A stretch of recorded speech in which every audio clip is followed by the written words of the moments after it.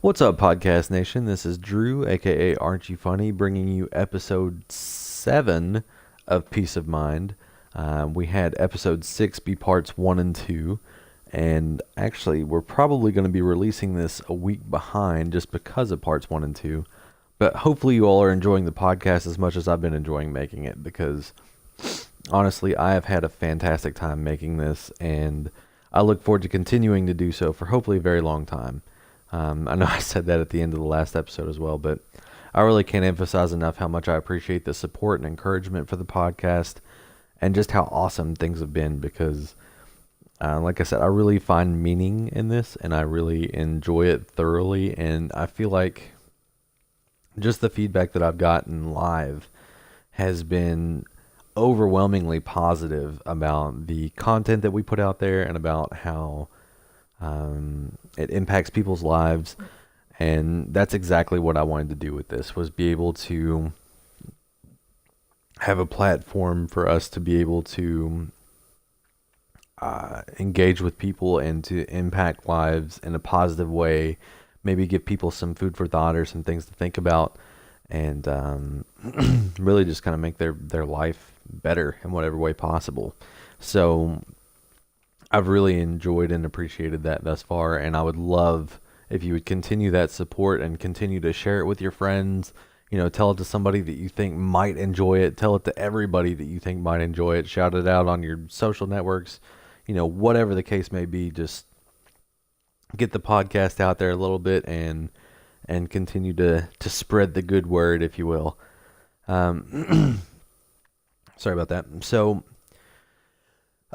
today we're going to do something a little bit different because I've been having guests on every episode for the past 2 or 3 episodes, and I'm going to continue to go back to that.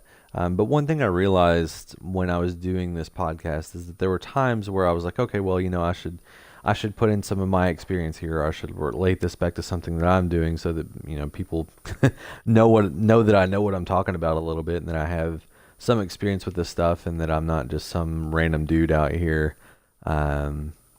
just randomly putting things together or whatever. Which, I mean, that's the case to some extent, but I do have some personal experience with this stuff, and that's part of why this is so meaningful to me. So today I was going to get into that a little bit more, and I was going to do what I could to share some of my experience, much like all of the other people have thus far, and then relate it back to some of the things that we talk about in the podcast. So today you'll get a lot more insight into me, into my life, into my struggles, and honestly some things that are incredibly uncomfortable for me to talk about, but I feel like it's worth the payoff of you all getting something out of it, because ultimately that's what this is about. So my hope is that you'll get at least something out of this and be able to relate to it on some level, and then hopefully you'll be able to change your life for the better, or help somebody else change their life for the better, and we'll all be better for it in the long run.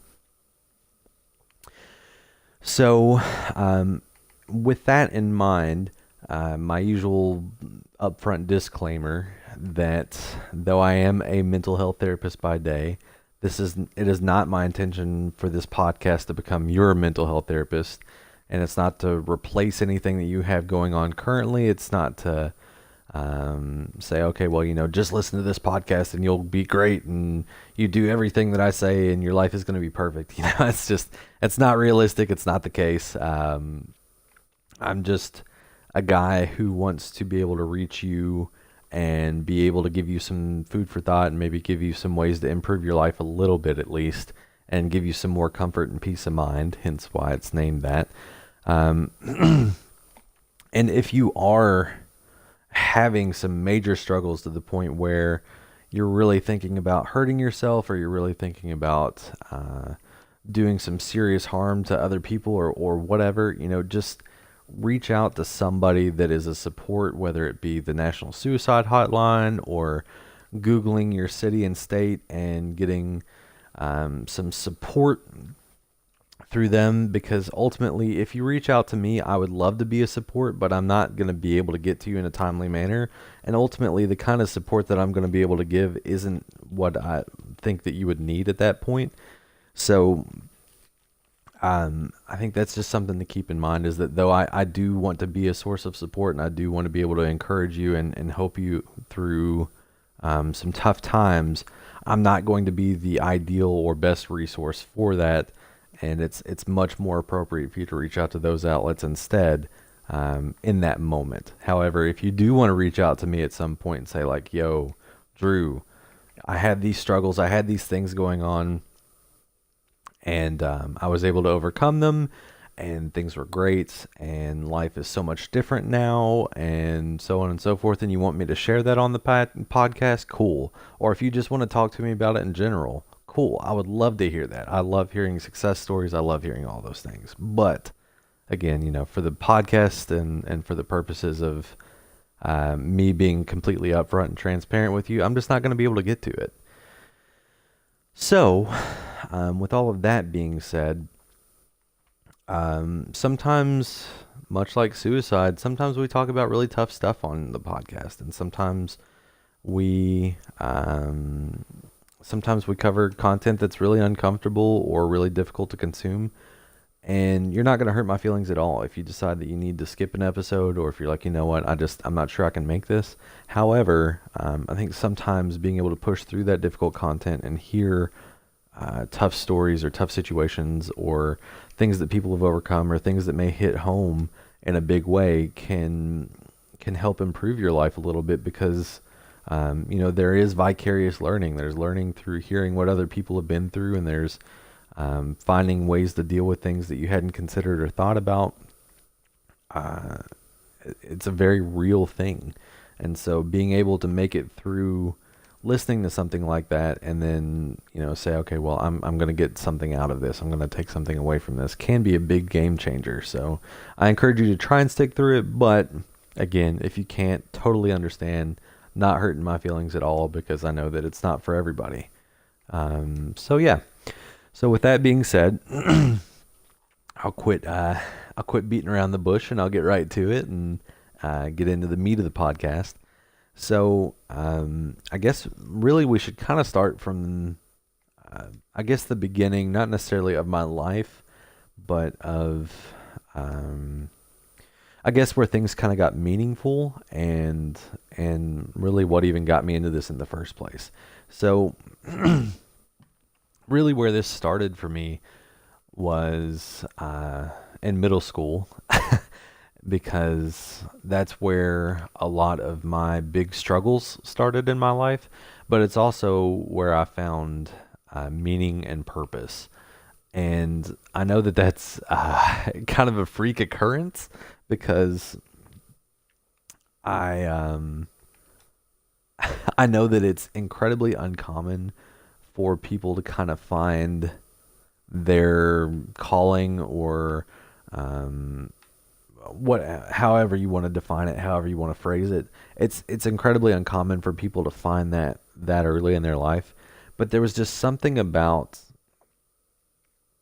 having people come to me and say,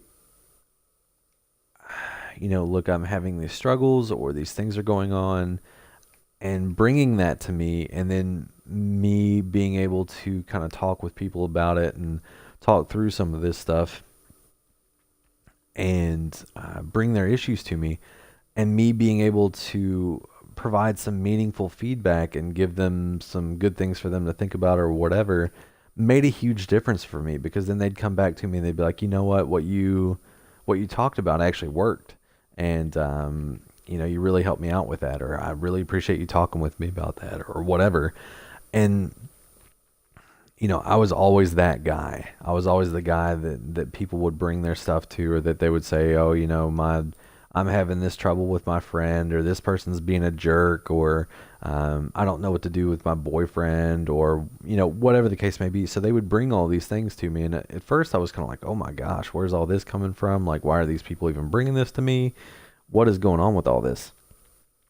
And it turned out to be something that really clicked with me And I was like, I really like the way this makes me feel, and I really like being able to help people in this way, and being able to be kind of like an outside set of eyes looking in on things, because I've always been a pretty decent problem solver. I mean, I'm not gonna act like I'm perfect by any means, but I've always been a pretty decent problem solver, and I've been able to kind of sort through things and identify main themes and ideas and things pretty quickly.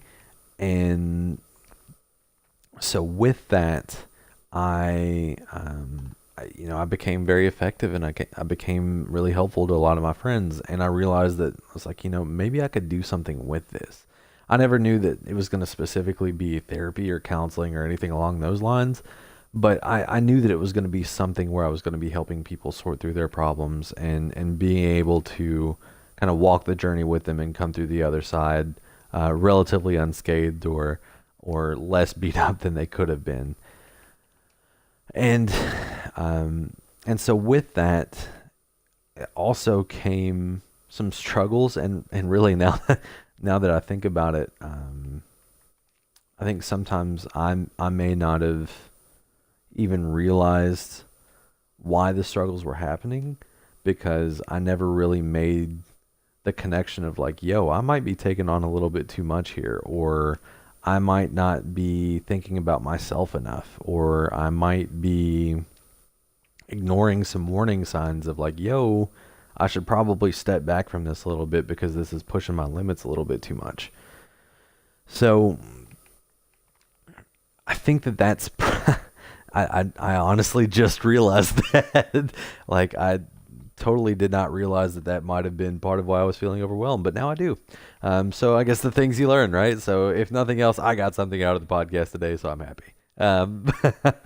But in all seriousness, I think that's middle school was one of my best and worst points in my life, because I hit one of the lowest of my lows.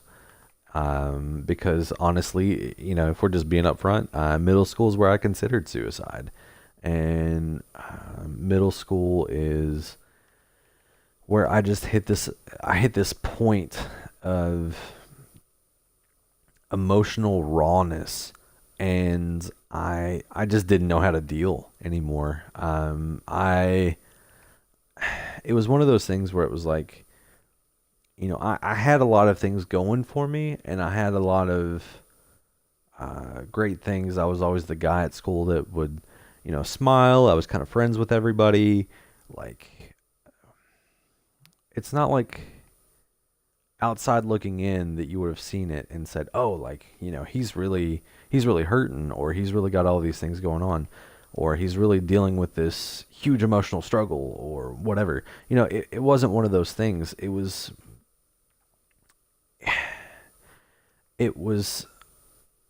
really kind of a culmination of a lot of different things all piled together that just made for an ugly storm of just crap. And I didn't really realize that or get that until I really hit that point of like, I really just want to kill myself. Like, I just really want to die right now.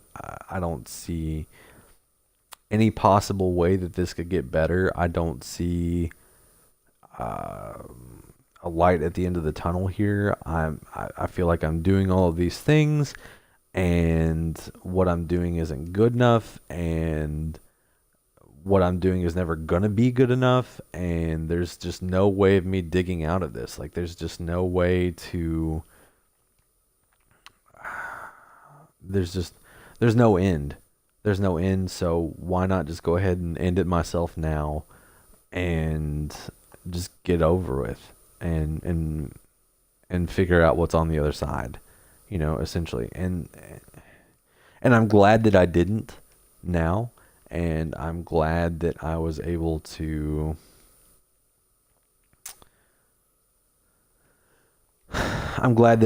push through that, and I'm glad that I was able to recognize things about my life that were worth holding on to, and that were worth keeping, and that were really the saviors in a sense. But again, at the time, that was hard to see. And at the time, it was like, no, there's not anything. There's not going to be anything. So I'm just going to be done. And I'm just not even gonna bother anymore.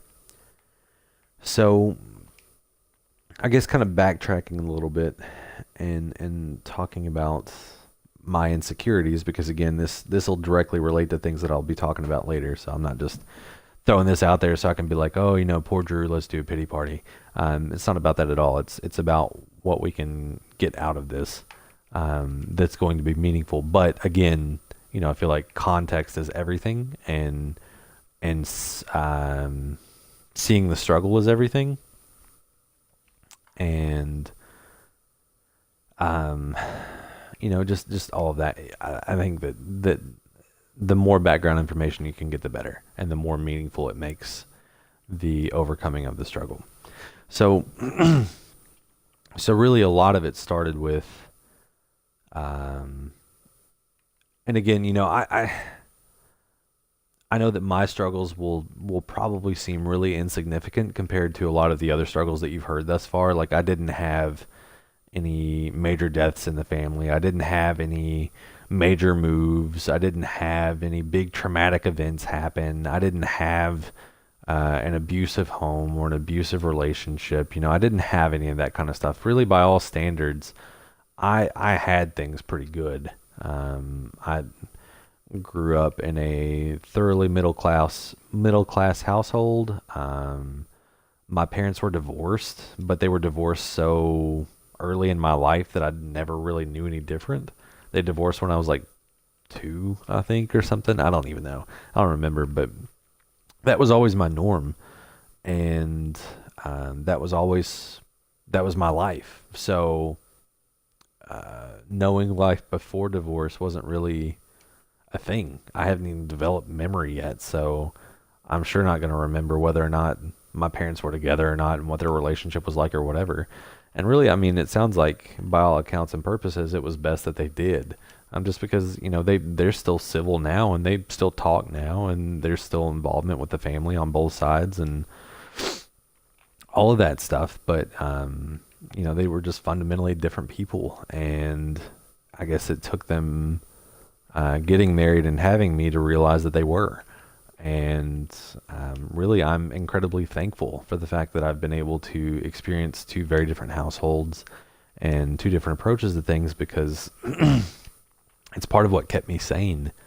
It also contributed to a lot of issues, but it's part of what kept me sane, and it kept me balanced, and it continually made me thankful for each of my parents in their own different ways, and them shaping me who I am today, and shaping a lot of my values and my approach to things and all that good stuff. So, you'll probably, hearing some of this, you'll be like, oh my God, that sounds horrible. Or that's, how could he, be thankful for that or whatever. But really, like, legitimately now, looking at the end product and looking at where things are currently, I am incredibly helpful, or I'm incredibly helpful. I am incredibly thankful for it. And I am glad that I had the experiences, no matter how painful they were at the time. But getting back on track. So essentially, I grew up. I'm a 29-year-old white male. So, and growing up in a middle class family, like, loving parents, no real major struggles in my life, no big fires, no big storms, no big traumatic events, no big deaths in the family. Like, there were some deaths in the family, but nobody I was really connected to very closely. It was people that passed before I really knew them. But like I said, kind of looping things back to the beginning. So in middle school, essentially, and again, my parents and I have talked about this since, but essentially I hit a point where, when I was staying with my dad, I felt like I was just kind of in a no-win situation. And I have two, they're technically my half sisters, but I have two what I would consider sisters because I was there when they were born. Like we have a great relationship for the most part, except for the time that we missed when I was gone. Um, but overall, we have a good relationship, and essentially, obviously by what I was just saying, I decided to stop the arrangement that we had where I was spending time at both households, and I decided to stay with my mom because I got so fed up and frustrated with feeling like I was in a no-win situation and feeling like I wasn't getting anywhere. Whether that was the reality or not, it didn't really matter. The way that it felt and the feedback that I got at the time just made me feel like I was never good enough, and that nothing I was doing was right, and that even when I made attempts to do things correctly, that they would get twisted or shoved in my face or whatever the case may be. And again, I'm not. Things are much better now, so I'm well past this and well over it at this point. But at the time, that's how it felt. It was like, okay, well, you just did this and you did what seemed like exactly what they were asking for, and somehow you still screwed things up, and so you still got in trouble, and you still got harped on, and you still lost privileges, you still lost all these different things. Okay, well, they want you to do this. Okay, well, I'll do this, and no, okay, well, that's not good enough. You didn't do it right, or you didn't do this, or you didn't do that, or you said that you were going to do this and you didn't do that, and it's just it was this constant situation of that where I felt like I was consistently put in no win situations, and I was put in scenarios where there was just no possibility for me to do things right, or to give myself the opportunity to really redeem myself or make positive changes or do anything. And so I just one day decided that I wasn't going back. And I like this wasn't a decision that I made lightly. So, to my sisters or my parents, if you all end up listening to this, like, know that that was probably one of the hardest days of my entire life, because that day that I decided that I was going to do that, I sat and it makes me tear up a little bit now even thinking about it. But I sat in my mom's driveway with her after she had picked me up from my parents' house that day, and I cried in the car with her for probably about 2 hours of just talking with her about it, and talking with her about everything that was going on and what was going on in my head. And I think something to understand with all of this is that really my dad's side of the family, well, and really I think male culture in general is encouraged not to talk about things. So we don't talk about our feelings. We don't talk about struggles or things that are not going right. We don't touch emotional things because that's not manly. That's not the thing to do. And that's really just a load of crap. Like, it's nothing could be further from the truth. And and so I sat in my mom's driveway with her in the car and cried for 2 hours about my frustration with the entire situation, and feeling like I couldn't do anything right, feeling like no matter what I was doing, it wasn't good enough, or I wasn't doing things correctly enough, or whatever. And there's a lot of factors that go into that. Like I said, it's I'm the firstborn, I'm the first grandchild, and I'm the first person in my generation for my family. So there was a lot of internal pressure on top of a lot of insecurities and a lot of the feedback that I was getting. And it just got to the point where I was like, I really can't do this anymore, and I have an out, so I'm taking it. And so after this conversation with my mom, it was determined that I didn't have to go back and until I was ready or until I made the decision that that's what I wanted to do. And she wasn't going to force me to have contact anymore. She wasn't going to harp on me about it anymore. It was going to be when I'm ready, this will happen, and not until then. Because up until that point, there was a lot of this like, okay, well, maybe they just meant this, or maybe this is what was going on, or maybe this or maybe that. And there was a lot of like rationalizing and a lot of, well, you're seeing it this way, but maybe it was really this way, or whatever. And she's like, you know what, I'm not I'm not gonna keep fighting that, and I'm gonna let you come to your own decisions. I'm gonna let you find your own way, and when you're ready, you can make that call yourself, and you can make it happen. So that's what ended up happening. I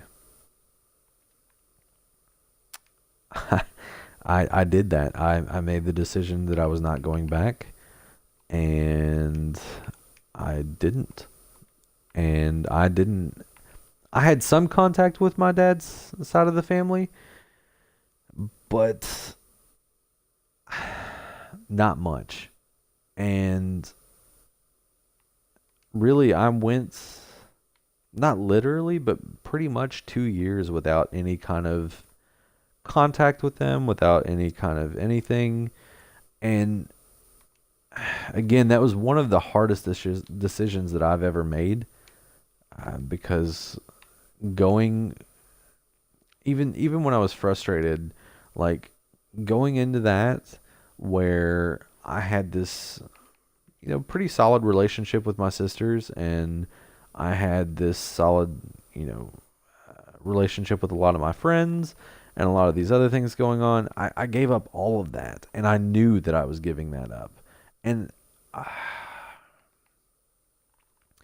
there were times where I got really down about that, and I got really down about having lost out on time with them and on being able to really have that kind of relationship with my sisters and those people around my life.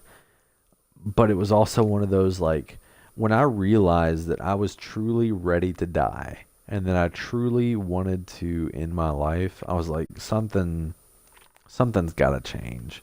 Something's got to give here, because I should not be hitting this. I should not be at this point where I'm really considering making this happen. And so once I made that change, I realized that I had to come to peace with the fact that there were going to be some things that were out of my control, and there were going to be some things over which I would have regrets. But that ultimately I had to make the bigger decision to advocate for myself and say, you know what, no, I am worth something, and I deserve better than this. And I deserve to be happy, and I deserve some peace of mind. And so once I was able to make that decision, once I was able to say, you know what, like, this is what it is, I was able to kind of move forward with my life. And there were always these times where I missed that relationship, and I missed the experience that I had, and I missed the closeness that I had. And again, family is a very important thing to me. And so missing out on my sisters growing up, and missing out on a lot of really valuable time with my family sucked.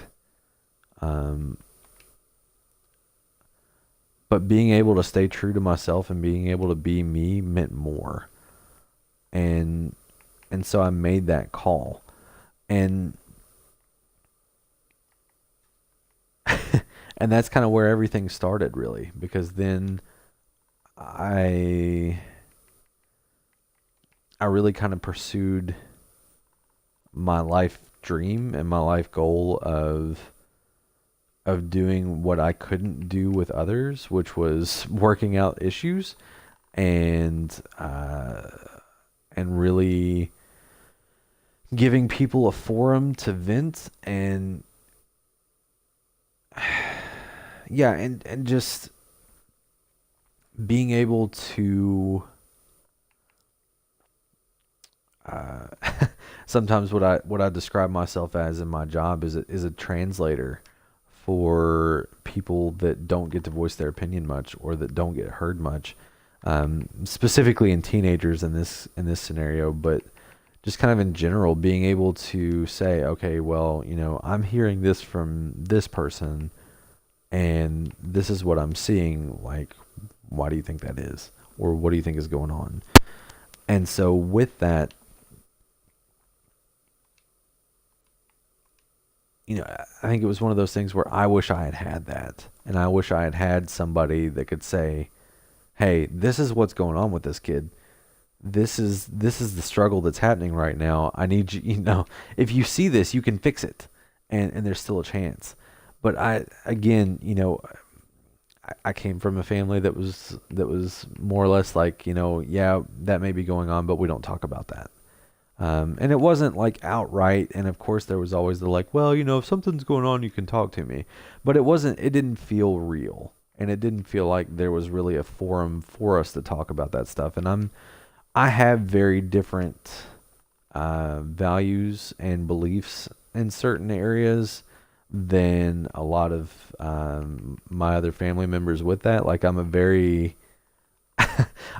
hands-on guy, and I'm very like physical affection. So if you end up taking the love language quiz, which sounds silly, it like I feel like there's some real stuff to that because the quiz itself is silly, but the idea behind it makes a lot of sense. And the like, okay, well, I like love to be expressed to me through things like physical affection and acts of kindness and service and that kind of stuff.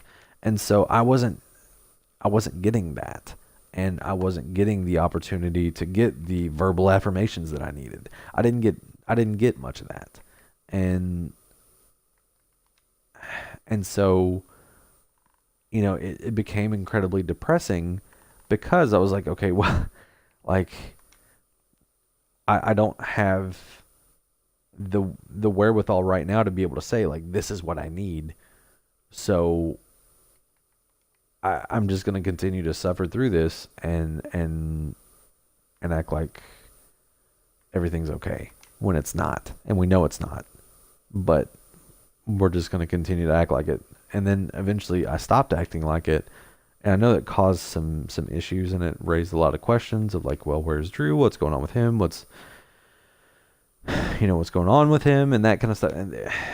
And I know that it left him in a bad spot, and really I feel bad about it. But again, we've made our peace with all of this, so it's not like I'm making these unknown confessions or whatever. It's just probably a lot of my side wasn't necessarily specifically known, but again, we've moved past this. We have a good relationship now. But we'll get to that when we talk about how to deal with it. So regardless, these things were happening, and all of these things were going on in my life. And again, I know that for some people this may seem super trivial or like, oh well, I've been through a lot worse, and that's probably true. You have been. But for me, that was my reality at the time, and that was my struggle, and it hit me so hard that I didn't know how to deal with it. And so I ended up handling it probably not as well as I could have, but I guess, not terribly for a 10, 11-year-old, 12-year-old. No, I had to have been I was somewhere between 12 and 15. Um, but I feel like I handled it a lot better than I could have because I wasn't like raging out on people. I wasn't doing a lot of the other things that I've heard people do, or that I've seen people do. Uh, but still probably could have handled it better than I did. And just leaving and basically cutting off contact for a while. Because it essentially took really about, jeez, probably somewhere around 4 or 5 years before I really went back and visited my family after all of that had happened. And God, it was awkward initially. Like, it was painful because, I mean, how do you go back to somebody after all that time and be like, okay, well, I'm here now. Like, we've got this relationship now. Whatever, So, eh, how do you go back to that? But because I knew that that's what I wanted, and because I knew that that's what they wanted, we made it work, and we did what we needed to do to make that happen. And I feel like, again, it's helped shape who I am today, and it's made me realize what is important to me and what I'm willing to fight for, and what I find incredibly valuable. And so kind of transitioning into how I cope, or how I deal with that situation now and how I dealt with it then. So I think one of the things that's really important is knowing yourself, first of all. Because if you don't know yourself, then you won't know what to do, and you won't know how to move forward with things.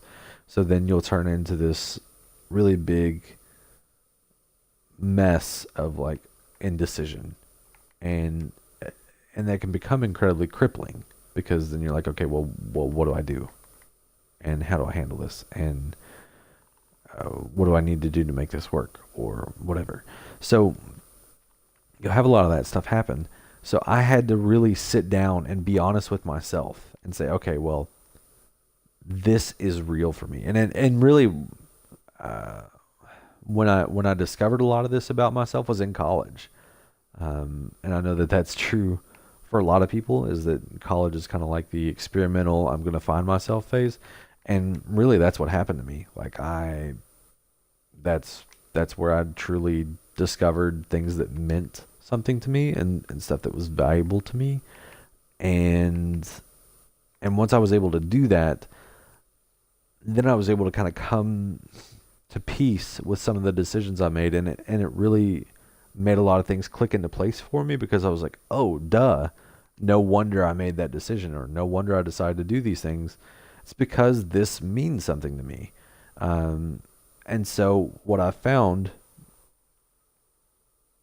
you're 16 in college here? No, no, no, no, no. So this is transitioning forward after I'd already, after I'd already done all of this, and I'd moved out, um, and I moved on to college. That's when I truly found out like what really mattered to me. So I probably should have explained that. So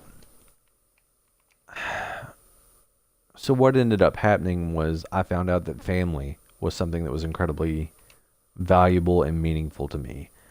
And when I found that out, that made me realize why I cared so much, why it bothered me so much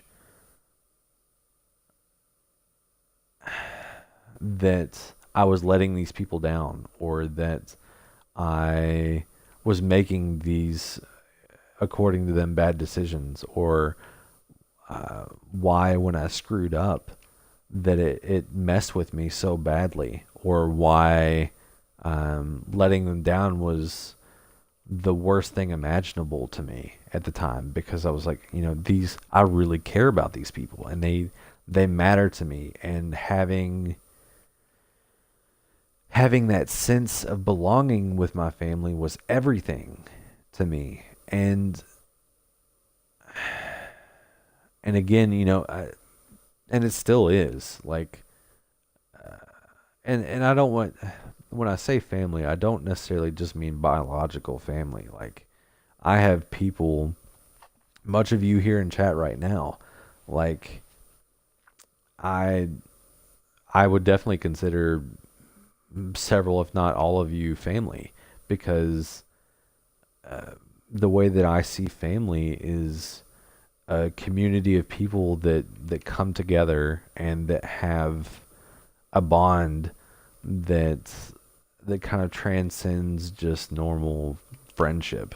Like, it's one of those things where you you belong, and it's unquestionable that you belong, and it's unquestionable that you're accepted, and that these people see you for you, and they still accept you with all of your flaws. And that is something that is incredibly difficult to find.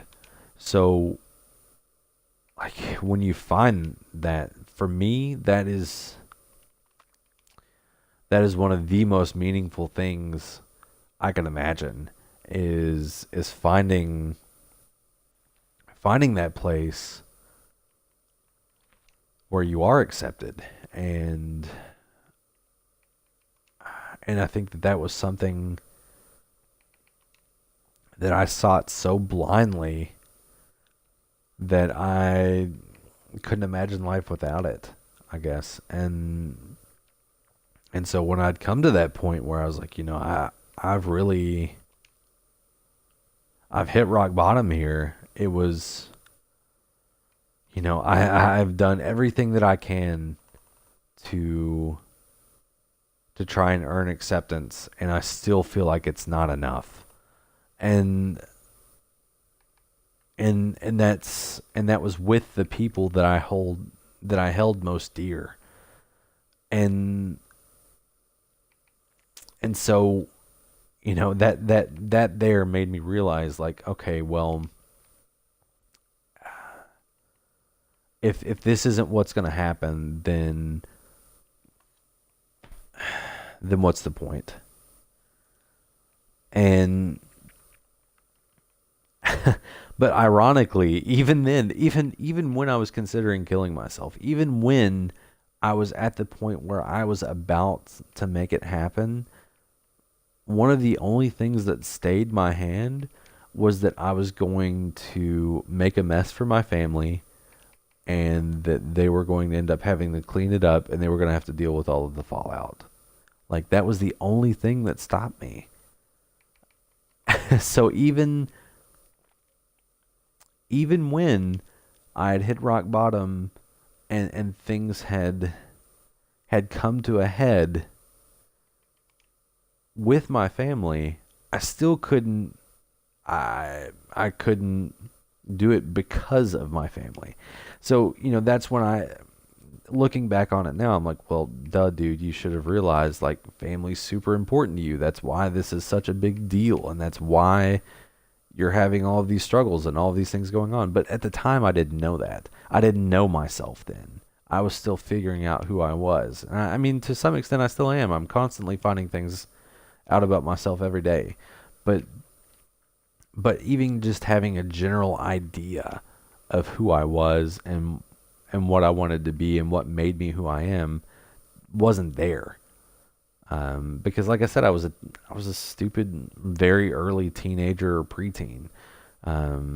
So those aren't things that you think about when you're a preteen. Like, let's be real, you're too busy doing stupid stuff and making dumb decisions. But that's what it was. And so point being, once I figured out who I was, and once I figured out a lot of the things that were meaningful to me, then I was able to make better decisions, and I was able to say, okay, well, I'm going to end up making this decision, and I'm going to be at peace with it, because this fits with my values. This fits with the things that are meaningful to me. And And I know that at the end of the day, that's ultimately going to be the biggest deciding factor for that particular situation.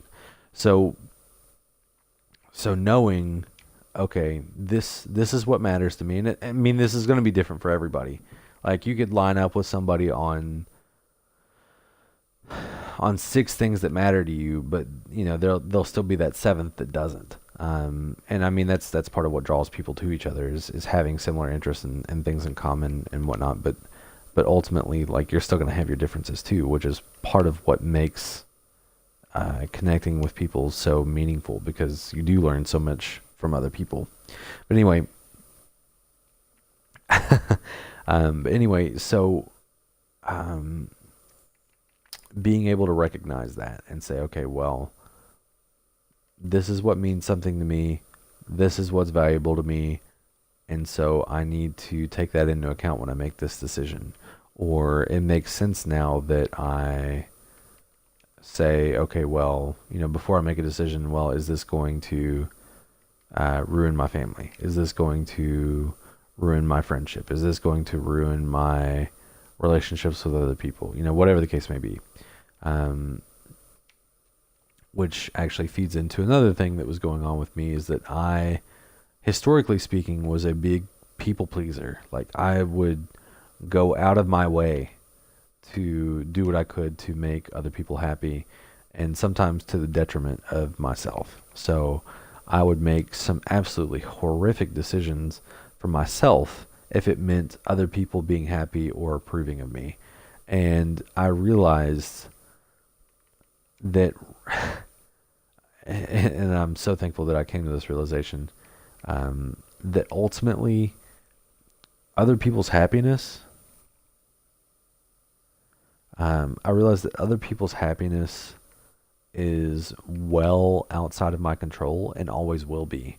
There are things that I can do to influence that, but ultimately, like, whether or not somebody's going to be happy or not with me doesn't have a whole lot to do with anything in my direct control.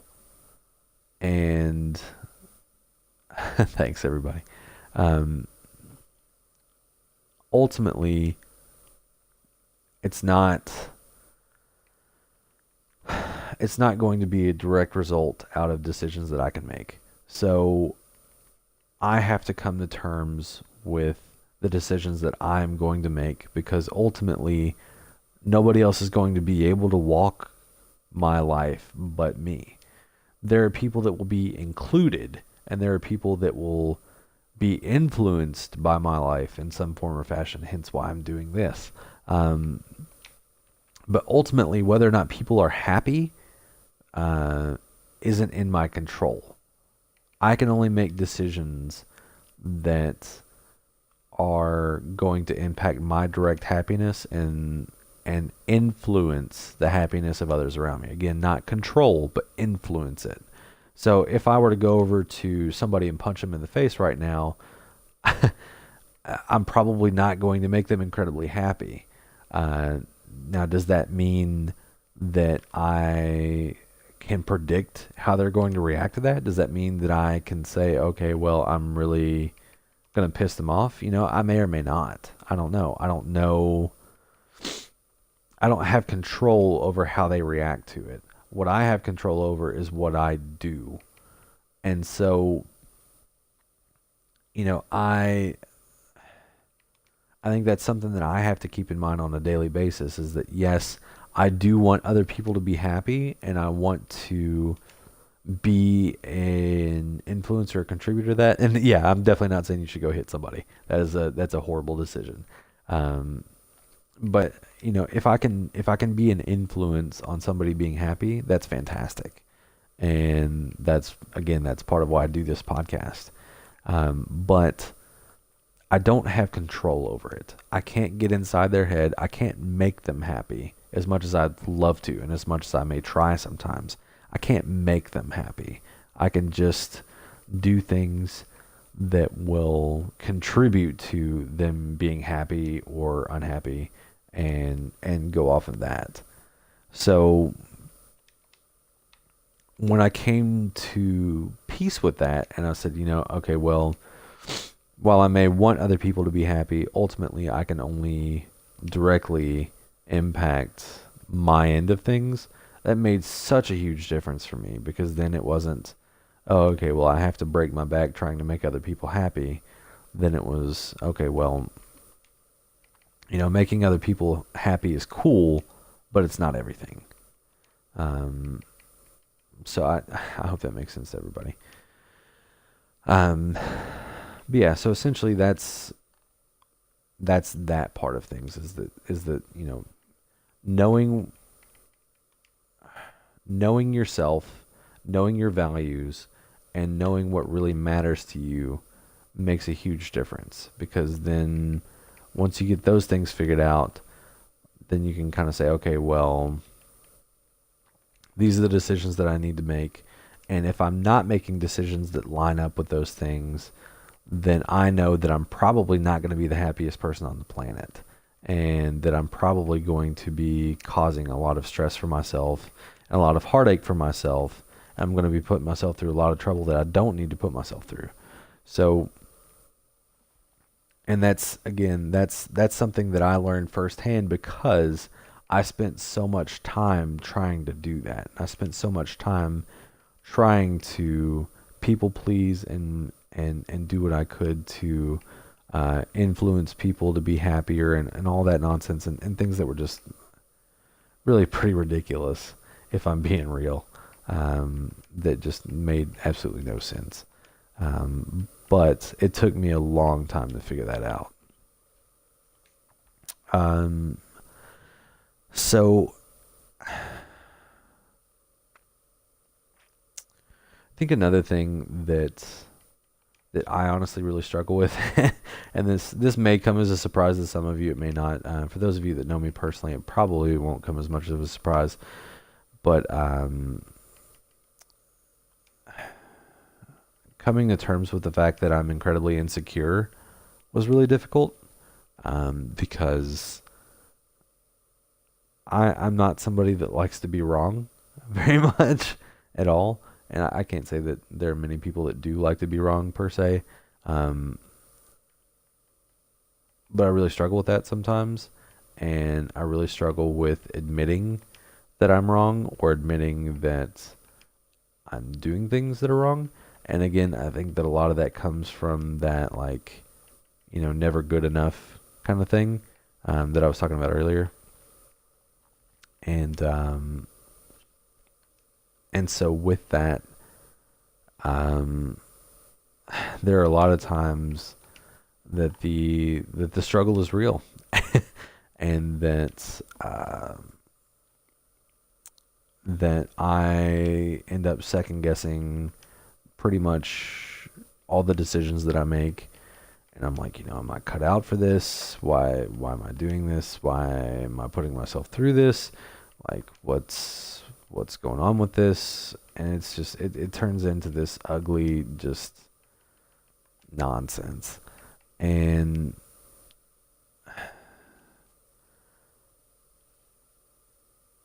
so with that, once I realized that, I'm like, okay, well, how do I deal with that? How do I deal with being insecure? How do I deal with this really crippling thing that's like, yo, you're probably not the best at this, or you suck at this, or whatever. And I think a lot of it comes down to realizing what your strengths are and being able to say, okay, well, I may not be the best at this, but I know that I can do X, or I know that I can do whatever. And so then flipping things around and saying, okay, well, while this may be a factor, it's not everything. And instead, I can do this and it will make things better. And I don't know what this is for you all. It'll be different depending on each person. But really focusing on your strengths instead and saying, okay, well, I don't know. I struggle with good examples on this right now. My brain's a little bit it's swimming a little bit, but essentially being able to say, okay, well, while I may not be a world-class chef, I am good at this, and that's something that's meaningful to me, and um, and whatever, does that make sense? I hope so. But anyway, focusing on your strengths, and then you'll find that if you use those strengths, then those insecurities and those weaknesses become a lot less important and a lot less meaningful. And instead, you focus on either turning those weaknesses into strengths or using your strengths to such a degree that the weaknesses are less and less present. So, I may be incredibly insecure when it comes to technology, or when it comes to mechanical related things. But I feel very competent as a therapist, or as a caring individual, or as whatever. And so, because of that, then I will focus on those things that I do well, and then be willing to admit ignorance to the things that I'm not good at, and then taking that a step further and reaching out for support when I need it. So, for instance, with mechanical knowledge, I'm not a mechanic.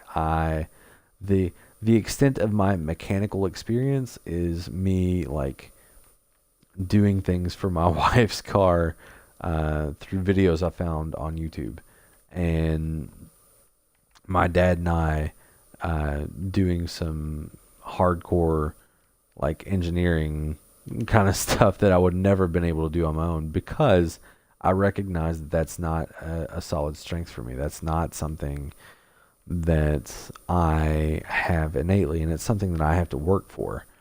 And so because of that, I am well aware of that, and I don't pretend like I am an expert. Instead, I say, okay, well, I recognize that I need help for this, so I'm going to reach out and get the help that I need, and I'm going to call a mechanic, or I'm going to call my friend that's very knowledgeable about cars, and use my strengths of communication and listening, and my desire for knowledge to then fuel and augment those other things and make up for it. So, maybe I can work out a deal or something, or maybe I can work out some sort of trade, or some sort of service agreement, or whatever the case may be. I'll do those things and use those strengths that I have to compensate for the weaknesses, and then I don't feel like a failure anymore, because I've done the things that I do well, and I've used those to my advantage. And so, not beating myself up saying, oh, well, I should have been able to do that myself, like saying, okay, well, I knew that I wasn't going to be able to do that, so I didn't beat my head against the wall trying to make that happen, and instead I was able to become a negotiator, which is what I do well, or I was able to become, whatever skill or you have. So again, going back to that very basic concept of, well, and basic in the sense of like simple to explain but not simple to execute, of knowing yourself and saying, okay, well, these are things that I do well, these are not things that I do well, and how do I find that balance, and how do I use those and turn them into a situation where I can get something out of this. So I think once you're able to do that, then you see that a lot of the times that you would have been frustrated previously, you're not anymore, because you're willing to delegate, or you're willing to say, okay, well, I recognize that this isn't a strength, so I'm not going to beat myself up about it. And instead, I'm going to turn this into a learning experience, or I'm going to turn this into some sort of positive experience for myself, and be willing to recognize my limitations. Now, this doesn't mean, oh, okay, well, I'm just gonna rest on my laurels and never push myself outside my comfort zone, because pushing yourself outside your comfort zone is a huge part of the growth process, and it's part of how we grow as humans. But it doesn't have to be right in that moment either. um, I was only willing to push myself outside of my normal limits of, the mechanical knowledge, because I had somebody that had experience in my dad. So my dad may not have had direct experience with replacing an alternator, but he understood car systems in general, was able to kind of explain things to me, and then we were able to find somebody that was very knowledgeable in a mechanic on YouTube that broke down every aspect of the process and was able to explain while we were doing things the way that we were doing, and how things were supposed to work, so that when we actually went to go do it, we were able to do it efficiently. We were able to problem solve when we ran into issues, and we were able to do things that we were normally doing. But again, my strength, or what I consider a strength of enjoying knowledge and enjoying learning things, and being willing to say, okay, I know nothing about this, and look up the information, made a huge difference, on top of being willing to experience new things, because that's another outlet and another value of saying, okay, well, I'm willing to be a little uncomfortable here if it means me being able to expand my skill base or my knowledge base. Not everybody has that. Some people are like, nope, I'm never doing an uncomfortable experience like that. Like, I may be willing to do that with cooking, and I may be able to experiment comfortably with cooking, but when it comes to mechanical crap, there's absolutely no way, or whatever. Everybody's going to be different, but I can only speak from my personal experience when it comes to this, because that's all I have. And again, we'll hear plenty of stories of other people and their different experiences, but yeah, see, I have somebody in chat right now saying, like, yeah, I love learning, but not cooking. So, and that's exactly it. Like, everybody's going to be different. So I think that's the important stuff when it comes to, well, how do I deal with this? I've got this crappy situation, or I've got this thing going on in my life. How do I deal with it? And how do I turn this into an advantageous situation for me? So I think that's one of the biggest ways that you can do that, is say, okay, well, sure, maybe I'm not the best at this, but I can do this, or this is something that's an interest for me, so I can use this, or whatever. I hope that's making sense. So, so I'm trying to think. There was one other thing that I wanted to talk about, and it's now escaping me. So, again, just kind of coming full circle, and I could really break down my entire life and say, okay, well, this is something that's a struggle for me, or this is something I've had happen, or whatever. But really, my entire life story, being able to be confined into an hour-long podcast, or however long this one ends up being, just isn't realistic. So I think, not related to specific experiences, but things that I just try to do in general to deal with things. Because I think that's things that we've kind of talked about on the podcast previously, but not really to much extent, is a few different things. So one, again, going back to knowing yourself and knowing your values, I really enjoy music. Music is a huge thing for me, and I enjoy a huge variety of music. So I know that one of the things that I need to be able to survive, and one of the things that I need to be able to create kind of an escape or a disconnect for me, is being able to play music, and play music that really hits me deep, because I care so much about music. So,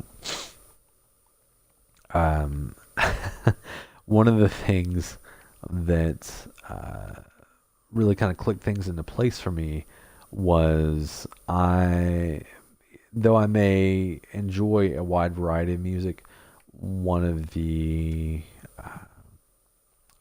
probably more unexpected things for me was that I found a genre of music, or well, not really a genre per se, but just a style of music in electronic dance music or EDM, um, that really hit something in my soul.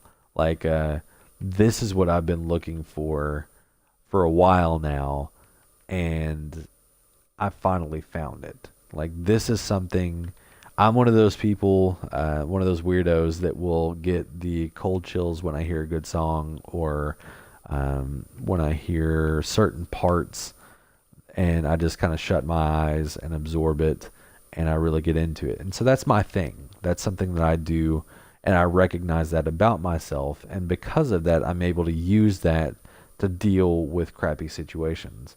So when I've had a particularly bad day at work, or when I've had a particularly tough day as a dad, or as a partner, or whatever the case may be, whatever's going on, a lot of the times what I'll do is I will lose myself in music. And so then I will turn on some electronic dance music, and I will turn on some various artists, Seven Lions, Above and Beyond, whoever. So there's a lot of those artists that there's something that they do that just clicks with me, and I'm like, yo, you know my struggles, my life, all of my feels right now, and I don't know how you did this, but you did it, and I appreciate the crap out of you for doing that, because this has made my entire day so much better.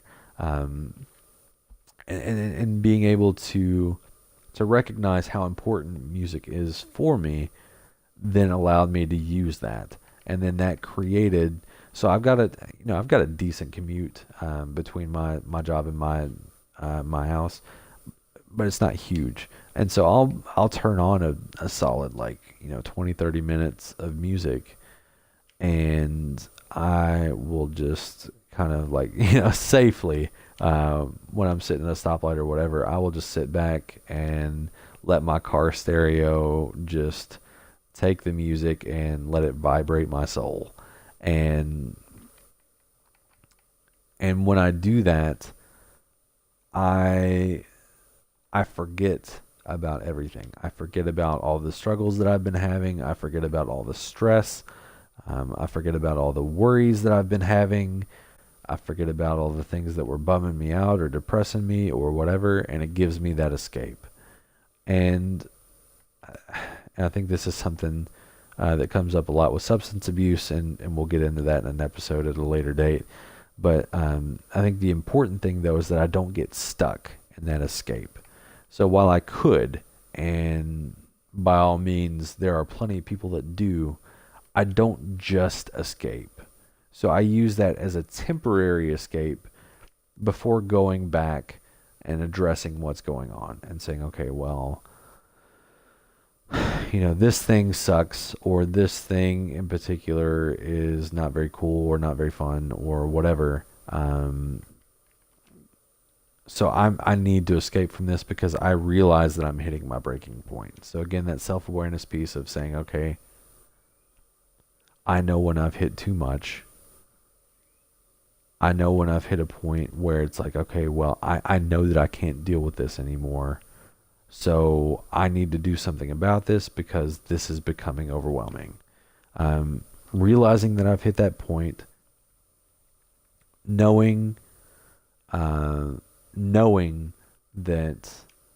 I then need to hit my escape just for a little bit, just for the 15-20 minutes, whatever the case may be, however long it needs to be, hitting that escape point and then going back to it after I've been able to bring myself down and come back to like a rational state of mind, and then addressing the issue that's going on.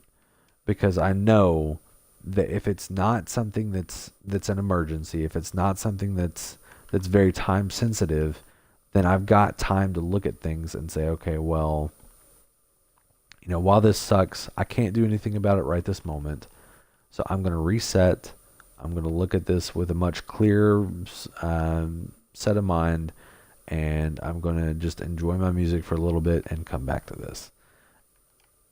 And being able to do that for me has meant a world of difference, because then I'm able to give myself the break that I need, because I tend to dive into things sometimes, and I go way head first, and I overwhelm myself because I can be very selfless sometimes, and I can just jump right into things without much concern for myself or concern about my well-being at all. And that's something that I've had to work on very hard, especially with my job. Um, but because I'm aware of that, and because I know that about myself, I know that I also need to give myself an escape. And so that could be spending time with my family. That could be listening to my music. That could be playing games. Playing games has been a huge escape for me over the years, like massive. And I like, reading books or watching movies or whatever the case may be. But music and games are the two big things for me, where if I don't get to do those, and I hit a point where I haven't had them for a while, I can tell a difference, because it gets to the point where I'm like, okay, like I know that I'm getting irrationally mad over these little things, and I don't know what's going on with this, and I don't like this because this isn't me. So I'm going to just I'm going to chill, I'm going to reset, and then I'm going to come back to this. But again, making sure that I'm not getting lost in the escape, because getting lost in the escape gets me nowhere. It doesn't solve the problem. It doesn't say, okay, well, this is going to be your ultimate fix. Like, it doesn't do any of that. If you get stuck in your escape, that creates more problems. But if you use your escape as it's intended, as a temporary thing, world of difference. So again, tying it back into your values and knowing what matters to you, big thing, because ultimately uh, that's what's gonna let you know how you can get by, and what things are gonna be meaningful for you. Because yeah, I mean, just any distraction can work, and that's all well and good, but for it to be a true escape, it's got to be something meaningful. So for me, I enjoy, like I said, I enjoy games, I enjoy music. I also enjoy laughing. And this is something that my best friend and I share, and it'll be our guilty little, our guilty pleasure, if you will. So podcast, feel very privileged that you're privy to this. But my friend and I, that I've known since I was like 3. We really enjoy Ace Ventura in particular, and so that was a big one. So, and we're really big into like quoting movies in general. We're those guys that'll make random movie references, and we'll be those guys that make the awkward movie reference and do not care if people get it, because ultimately it's still funny to us. And if we end up making that awkward moment, then we laugh about it later. Because because it was totally worth it. It was worth it just for us, because we were able to make each other laugh, even if it was on the inside. But so we would reference the entire Ace Ventura, When Nature Calls, and Pet Detective. We would reference those entire movies randomly. Or we would reference like Adam Sandler movies like Waterboy or Happy Gilmore or whatever, because they would make us laugh. And that was something that was meaningful for us. So it wasn't just like oh, okay, well, I'm just going to do this random thing that doesn't really matter to me, because then ultimately it wouldn't have accomplished the goal. It wouldn't have been an escape. It would have just been like okay, well, that was a distraction, whatever. Distractions are good, but if you can give yourself an escape, that's a difference maker. So then when we were able to give ourselves that escape, we would get away from whatever problems we were having at the time, and we would be able to just kind of be again. And when we were able to do that, then, we had the laughs, we had the fun, we did whatever, but we never just left it at that. It was always, okay, well, while that was all well and good, now we got to get back to business. Now we got to go back here and address this because it's not going anywhere. Exactly. So, so I think that's an important thing to keep in mind, is that a lot of people talk about, well, I played games for 20 minutes or whatever, but it just it didn't do anything for me. It's like, well, is that something that's really meaningful to you, or were you just doing that just because your friend told you that that's what you needed to do? Like, ultimately knowing, and again, this is something that I think is incredibly undervalued but really important, is that you are the expert on you. You are the one that knows what you need. You are the one that knows what you want. But there's nothing wrong with getting validation. There's nothing wrong with having somebody come to you and say, yes, this makes sense, or no, it doesn't, or whatever, or am I crazy for feeling this? Like, there's nothing wrong with looking for that, but ultimately you already know what you need. You already know the things that you value. You already know all of the things that are meaningful for you. Sometimes it just takes other people to help remind us that that's the case. But I think that that's something to really keep in mind, because a lot of the times we end up looking to other people and we end up taking their advice over our own when we know that it's not the truth, when we know that there's no way that that's the reality. And then we just end up causing ourselves a lot of heartache, when really, if we just cut to the chase from the beginning and been real with ourselves, we'd realize, like, no, that wasn't gonna work out.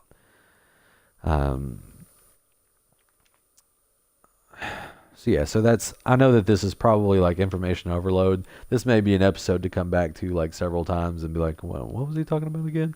But hopefully this is all kind of tying together and making some sense and clicking with you. I know that I've gotten some feedback in chat that things are clicking, but hopefully to you as a podcast listener, you're like, yo, okay, this kind of makes sense. So with that being said, I think that I'm going to start to kind of wrap things up a little bit, and because I don't want to information overload, but I did want to be able to, first of all, kind of let you all get to know me a little bit, because I know sometimes I can turn into like talk show host instead of doing the podcast. In a sense, and I want you all to know that I'm a person too, and that I've, while I may not have had some of the major struggles that some of the other people that are featured in the podcast have had, I've definitely been through my own share of adversity, and I feel like I've come out all right for the most part. Obviously I've still got my own faults and flaws and things that I'm working on, and things that I'm constantly trying to improve about myself. And really, I think it just kind of comes down to being real with myself, and being willing to get feedback from people that I care about and whose opinions I value, and ultimately having people in my life that can kind of keep me in check a little bit. Because I think that's something that's overlooked a lot of the time, and it's like, okay, well, whatever, they don't know anything about me. It's like, well, that's not necessarily true. They know something about you. They just may not know the whole story. So, yeah. With all that being said, chat, do you all feel like there's anything in particular that I should have covered, or anything that you all feel like I should have spoken more about, or anything that I said, I started to talk about, and then you're like, whoa, where'd he go? Why didn't he continue to talk about that? Anything along those lines? So while I'm waiting for any responses that we might get, I want to thank you all so much for continuing to listen to the podcast, continuing to support it. If this episode or any previous episode has touched your life in some way, positive or negative, or started a discussion, or given you some food for thought or whatever, like, please throw it out there, get the word out, because the more people we reach, I feel like the better we can make the world, and the more that we can improve other people's lives that we care about, or whatever. Again, that's why I do this, because I truly believe in that, and I want that to become a reality. So the more that we can reach other people, the better that we can do with that. But thank you for even listening to a second of this and continuing to throw it out there and give me feedback and all of those things. If you ever want to reach out to me in any form or fashion and be a guest on here, or share your struggle, or give me feedback, and even if it's just this podcast sucks and you should stop it immediately and this is why, then I welcome that feedback, because again, I want to make this the best possible podcast possible. I want this to be a go-to for people. I want people to feel like they can listen to this and say, I can relate to this on a cellular level. Like, this person gets me. If I have one person that feels that way, I've accomplished my goal. Like, things are good. I appreciate that so much, Pickles. So